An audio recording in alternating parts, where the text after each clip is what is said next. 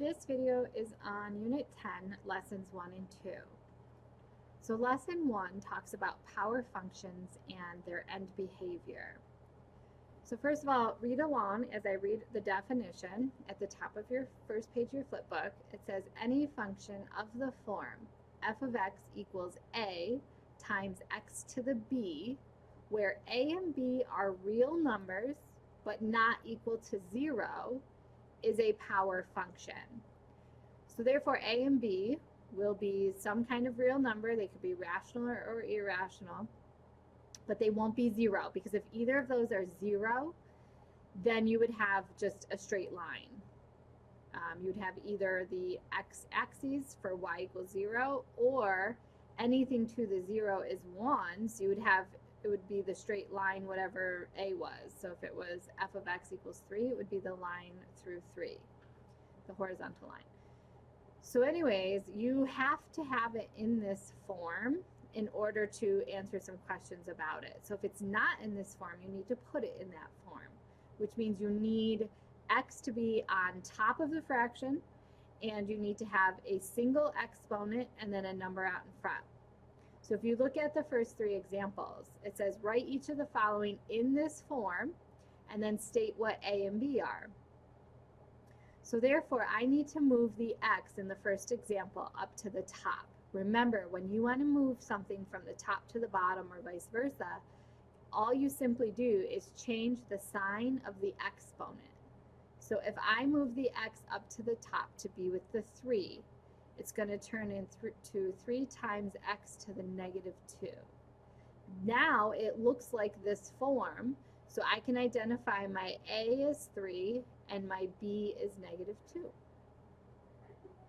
The next one, I need to move. Now, only the x has to go up to the top. The 7 is fine to say on the bottom, because then my number out in front would just be 1/7. So I'm going to move the x to be up to the top. So this is going to be 1 times x to the negative 3rd, and then the 7 is on the bottom. So now my a is 1/7, and my b is negative 3. And the last one, I need to turn this root first into a fractional exponent. So if you recall, the imaginary power is 1, so this can be written as x to the 1/3, remember power over root. Now move him up to the top, so it becomes 6 times x to the negative 1/3. So therefore, I can now identify that my a is 6 and my b is negative 1/3. Now, the most important number in these questions is your b, your exponent. Your a, while it is important, but your a is just the multiplier. It's your vertical shift. If you recall back to a couple units ago when we talked about shifts. So the most important number to pay attention to, though, is your exponent. Your exponent tells you what the general shape of your graph is going to look like, which is really important. So if you pause the video for a moment and copy down what these graphs look like, you will notice that if the highest exponent is an even number, so x squared is even, x to the 4th is even, you'll notice they look very similar. If you were to graph x to the 6th, it would also look very similar to these. It would just be a little wider. You will also notice that if the exponent is odd, they also look similar to each other. They have the same general shape. The only thing that's going to be different is maybe what happens in between the ending and the start, or the starting and the ending arrow. So you need to realize that even functions look similar. They're not going to be identical, especially if there's more to the equation. Like if there was an x squared plus 4, you know that it's going to have the same general shape, but it will be shifted up 4. If you had x to the 4th plus 2x to the 3rd minus 3x squared, something like that, there might be something different that happens down here near the turning point, but the general shape will be the same. It will look kind of like a U. So therefore, you really need to know what we call the end behavior of odd versus even functions. The end behavior, it does exactly what it kind of says. It's at the ends, so it's the behavior as you're going either up or down forever. So in the even functions, you'll notice that you're going to negative infinity and positive infinity. You're going either up in both cases, or it could be upside down, right? It could be an upside down U, and then you'd be going down. So with even functions, you are approaching, you're either pointing up on both ends or down. Up or down on both ends. If it's odd, however, you're going to do one of each. So you'll notice on one end it's pointing down, and the other end it'll be going up. So up and down. One on each end.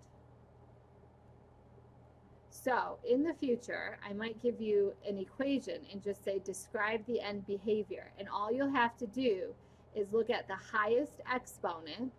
So if I gave you this function, y equals x to the 7th plus x to the 3rd minus x squared plus 1, and I say what will the general shape of this graph look like? Like what will the end behavior look like? Well, the highest exponent is odd, therefore it's going to, the end behavior will be going in opposite directions. You'll have one side going down and one side going up. Now what happens in between, I don't know, like something weird might happen in the middle, but it's going to generally look like that shape where I know the end will be pointing down and the one end will be pointing down, the other end will be pointing up. If the highest exponent is an even number, I don't know really what's going to happen in the middle of that graph, but both ends will be pointing the same direction. So they'll either both be pointing up or both be pointing down. So that is what you needed to take away from this lesson, is that you need to be aware of the exponents, the highest exponent, and if it's even or odd, what shape it will generally produce. So moving on to the next lesson, we've already talked about zeros and turning points with parabolas, with quadratics, but now we're going to extend that to higher powered functions.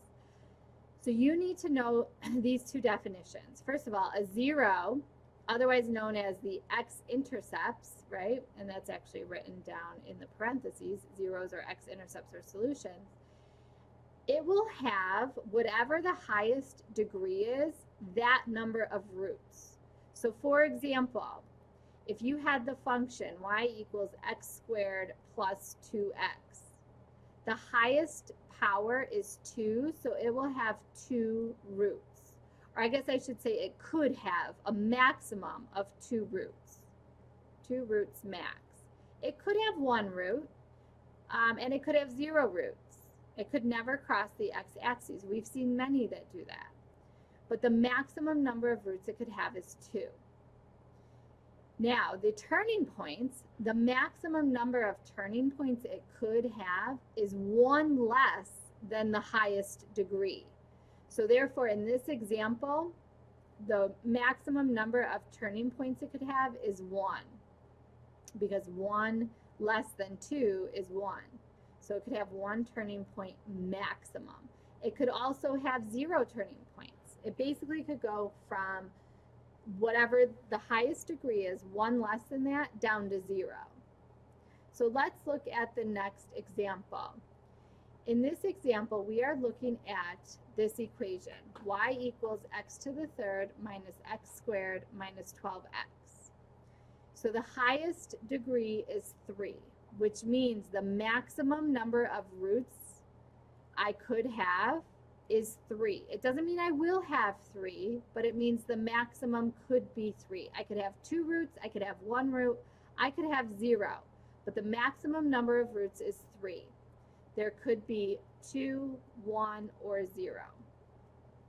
Turning points.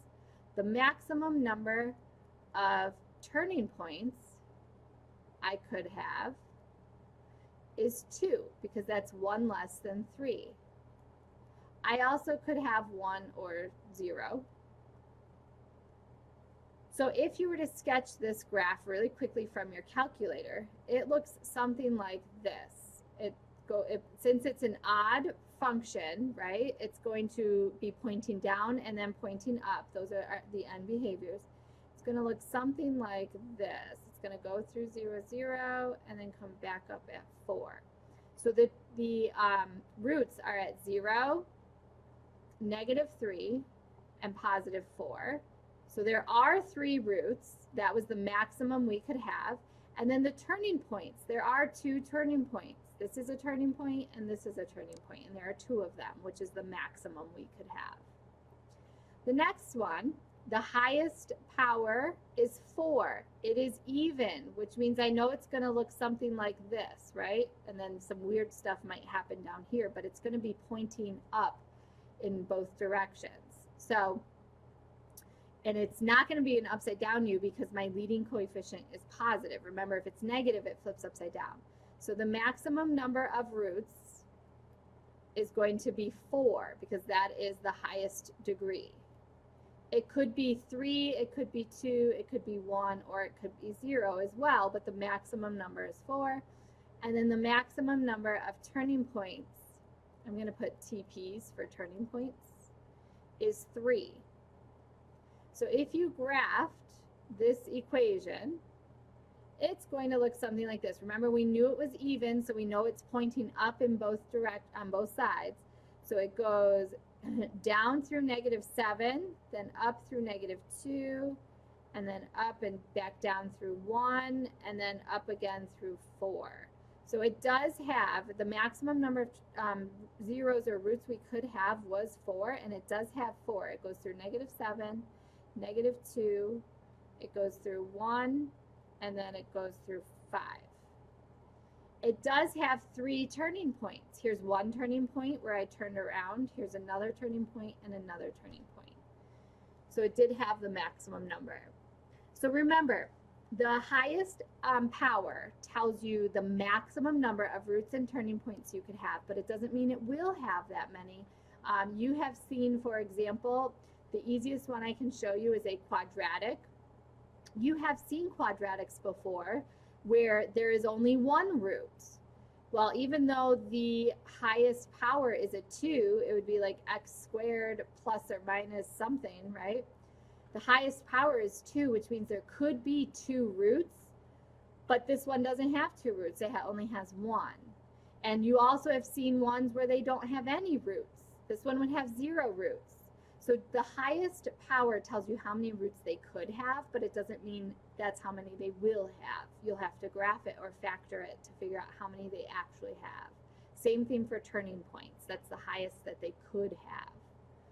And that is it for this lesson and this video.